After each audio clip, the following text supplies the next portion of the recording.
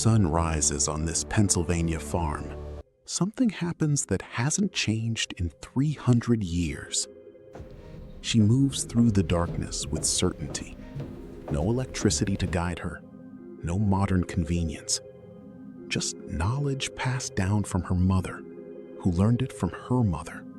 Beneath this barn, 50 feet below the living rooms where this family gathers each evening, temperatures stay constant year-round, 38 degrees.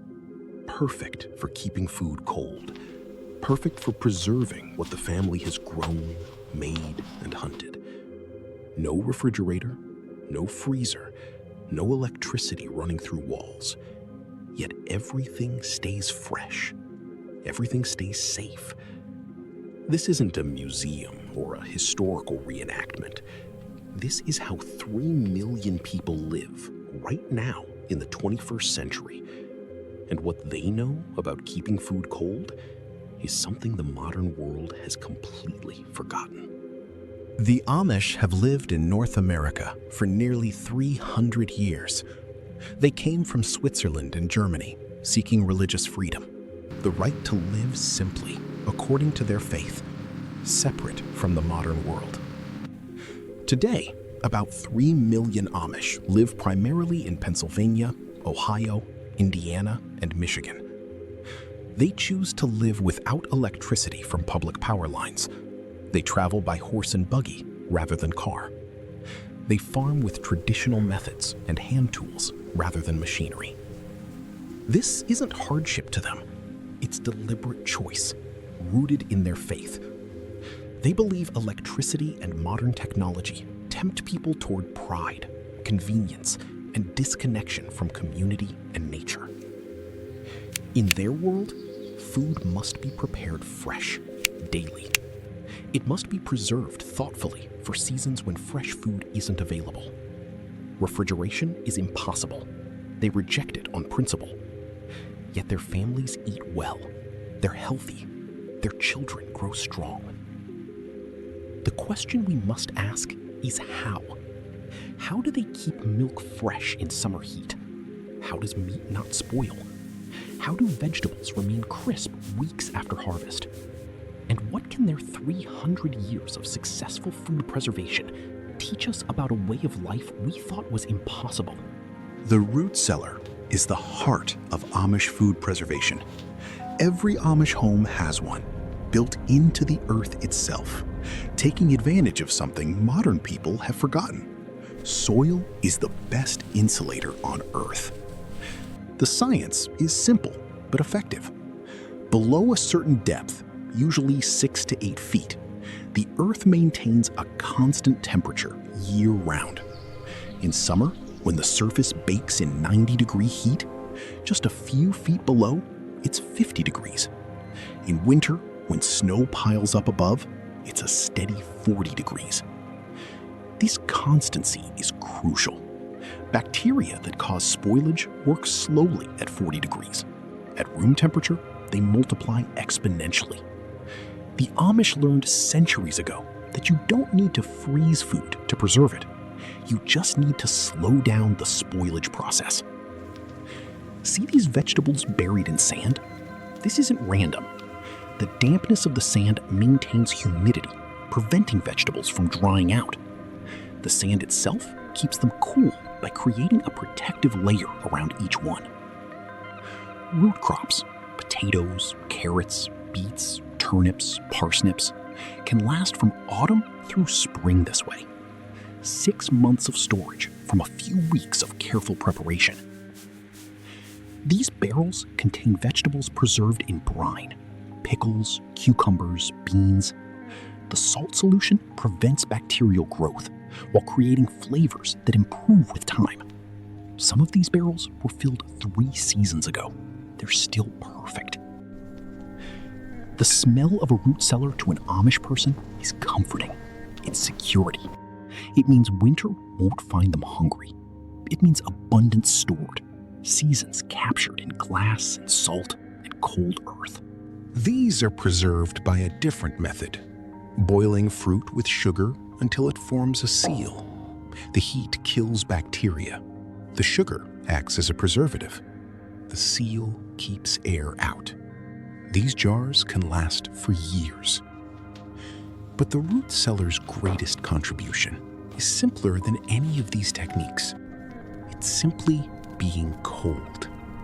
That constant, reliable coldness that requires no electricity, no maintenance, no fuel, just gravity and geology working together. A root cellar built once, built right, will function for 100 years, 200 years. Your great-grandchildren's great-grandchildren could use the same root cellar. Compare that to a refrigerator's average lifespan of 12 years. Water never stops, and water never warms. A spring-fed stream stays cold year-round because new water is constantly flowing in from deep in the earth, replacing water that flows away downstream. This spring house has been part of the Amish farm for maybe 80 years. It was built by hand, with stone from the stream itself. It required no special materials, no engineering degree, just observation and practical knowledge. The genius is in the simplicity. Milk, butter, cheese, everything that needs to stay cold is placed on those shelves. The cold water flowing underneath radiates cold upward. In summer, when outside temperature might be 90 degrees, the spring house stays 52 degrees. Fresh milk from this morning's milking goes into that can and is submerged directly in the cold. Fresh milk from this morning's milking goes into that can and is submerged directly in the cold water. By lunchtime, it's cool enough to drink refreshingly. By evening, it's ready to be churned into butter or mixed with cultures for cheese. No mechanical cooling, no energy cost, just a stream of water and a structure built to take advantage of it. She knows without any thermometer when the milk is cold enough. She can feel it. Her hands tell her. This knowledge isn't learned from manuals. It's learned from doing the same task every single day for 50 years. A spring house can store more than just milk. Butter in covered crocks, fresh cheese, vegetables in baskets, eggs in crates, meat hanging from hooks, all kept naturally cold by the water flowing beneath. In summer, when a refrigerator in town might cost a family hundreds of dollars to run with air conditioning, this spring house operates for free. In winter, when the stream doesn't freeze, and most spring-fed streams don't because they're constantly moving, it still provides cold storage. This is resilience. This is stability, not dependent on electricity that might fail, on refrigerants that might leak, on companies that might go out of business. Just the earth providing what the earth has always provided, cool water that never stops flowing. In winter, the Amish harvest something precious. They sow ice from frozen ponds and lakes, storing it in insulated buildings where it lasts through the summer, providing cold long after the spring has warmed. This practice is ancient. Before mechanical refrigeration, every community that experienced winter did this. Cut ice in winter, store it packed in sawdust, and it would last until August. The ice is crystal clear because it comes from water that's been frozen slowly. Quick freezing traps air bubbles. Slow freezing produces ice that's hard as glass. The ice house is built to precise specifications, insulated with sawdust or straw on all sides, with thick walls that prevent heat transfer. The door is small and kept closed except during loading and unloading. Layer after layer, block after block, each separated from the next by sawdust, which, despite not being refrigerated itself, acts as insulation, slowing the melting process. By late February, when the pond stops producing new ice, the ice house is full. Hundreds of pounds of ice, each block preserved in sawdust, ready to provide cold through the coming months. In July, when heat oppresses the land, the ice house still has ice. It gets smaller. By September, it's gone. But those critical summer months when fresh food spoils most easily are bridged by ice harvested months earlier. This ice becomes a portable cooler for traveling. When a family visits relatives, stays at a market town, or travels to church, the ice chest goes with them, keeping food safe for days away from home. Every bit of this knowledge is practical, earned through necessity. The Amish didn't invent ice storage, they inherited it. But they've kept the knowledge alive while the rest of the world forgot it.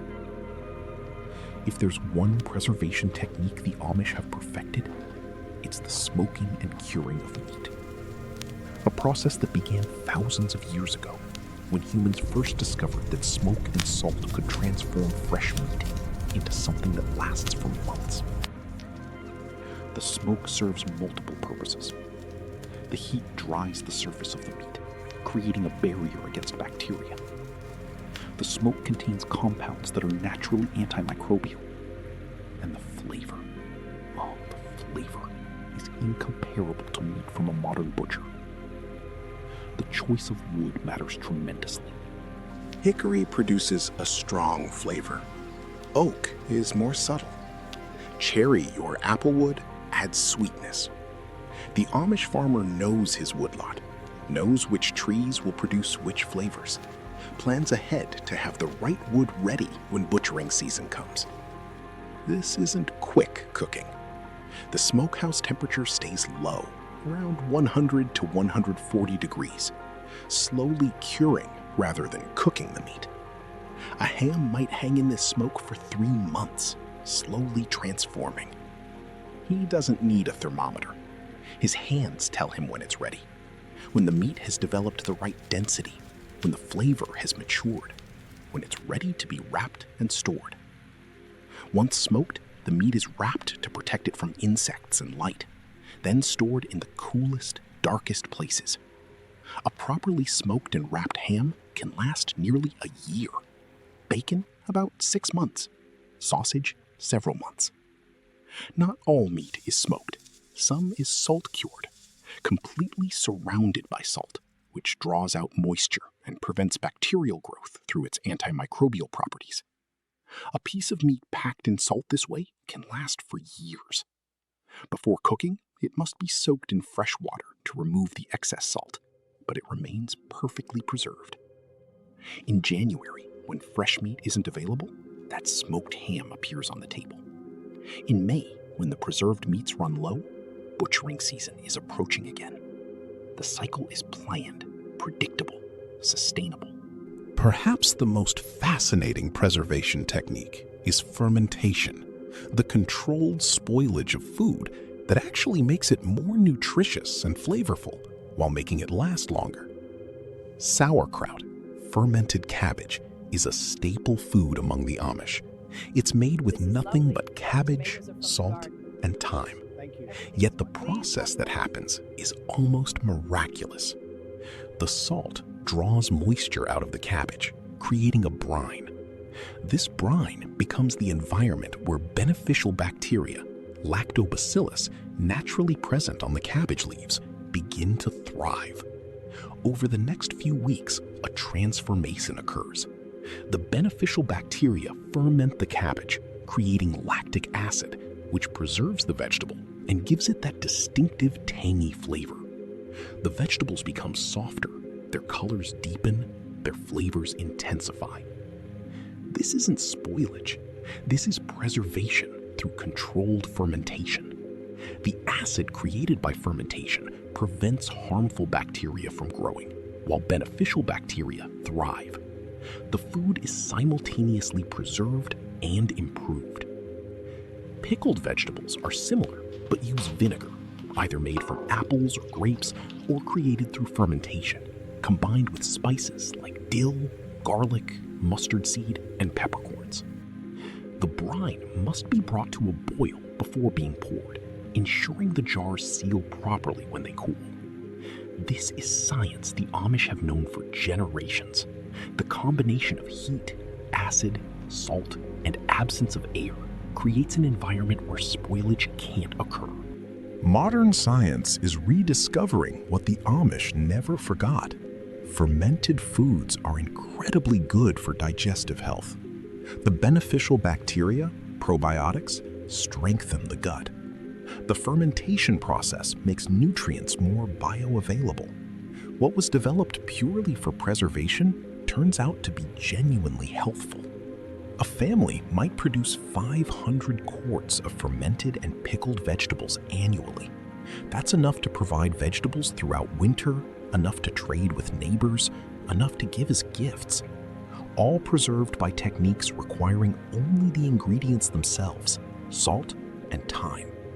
Living without refrigeration isn't a single technique.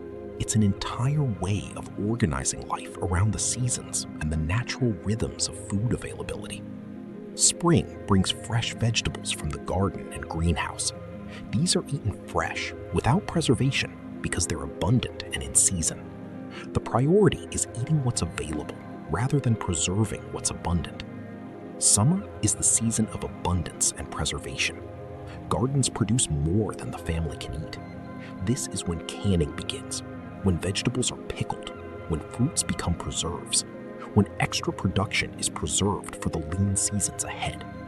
Autumn brings the final harvest and the critical work of preservation for winter. Root crops must be dug and stored. Meat must be butchered and cured. Fruit must be preserved. Every hand is busy with work that determines whether the family will eat well or poorly through the dark months ahead. Winter is when the real value of all that preservation work becomes apparent. The family eats well, not because of luck, but because of planning and labor completed months before. This meal, which in a modern supermarket might require food traveling thousands of miles and using thousands of kilowatt hours of refrigeration energy, comes from the farm, from the root cellar, from the smoking house, from knowledge that's been refined over centuries. The stability of this life, the knowledge that food will be available, the pride in having preserved it themselves, the gratitude for what the earth provided. These are things that modern people rushing through supermarkets rarely experience. This knowledge passes directly from person to person, from hand to hand. There's no instruction manual. There's no substitute for doing it, learning through experience, making mistakes and correcting them. This transmission of knowledge across generations is perhaps the most important food preservation technique of all. The Amish have survived 300 years in North America, not because they had better technology, but because they have better ways of teaching each other. So how do the Amish keep food cold without refrigeration? They use the earth itself, root cellars that maintain constant temperature through geology. They use running water, spring houses that take advantage of cold water flowing constantly. They harvest winter's gift in the form of ice. They transform meat through smoking and salt. They preserve vegetables through fermentation and pickling. They organize their entire lives around the seasons. But beyond these techniques, they preserve food through something deeper: knowledge, passed down through generations, learned through doing, refined through centuries of practice, guided by necessity and wisdom. They preserve food by living in harmony with nature rather than fighting against it, by accepting that seasons change, that abundance comes and goes, that winter's scarcity is prepared for during summer's abundance, that waste is not just economically foolish, but morally wrong. In a world of climate uncertainty, of supply chain fragility, of dependence on electrical systems that could fail, the Amish preservation techniques look less like quaintness and more like wisdom. Could modern society function without refrigeration? Probably not. We've built our entire system on cold storage. But could individuals, communities, families learn these techniques? Could we rebuild knowledge that our grandparents possessed? Could we grow a portion of our food and preserve it ourselves? The answer is yes. These aren't secrets. They're not complicated. They require no special tools or expensive equipment. They require something simpler and harder: patience, planning, and willingness to work together. The Amish have proven that you don't need electricity to eat well. You don't need synthetic chemicals to prevent spoilage. You don't need industrial systems spanning continents. You just need knowledge, just need planning, just need willingness to work with nature rather than against it. Here's a question for you to consider. Could you live 1 week without a refrigerator? Could you eat only food from a root cellar, from preserved stores, from what you'd grown and preserved yourself? The Amish ask themselves this question not as a challenge, but as a given. Not as something theoretical, but as daily reality. And they answer with quiet competence and sufficient food. If this glimpse into Amish food preservation has interested you, taught you something new, or simply given you a moment to reflect on our relationship with food and technology, please like this video and subscribe for more stories about traditional wisdom and forgotten knowledge. What struck you most about how they live? Could you imagine adopting some of these techniques? Comment below. We'd love to hear your thoughts. Sometimes the oldest ways are the wisest. Sometimes what we call progress requires us to give up capabilities our ancestors possessed. The Amish remind us that it doesn't have to be this way. That simple, low-tech preservation can sustain us beautifully. That nature provides if we work with it rather than against it.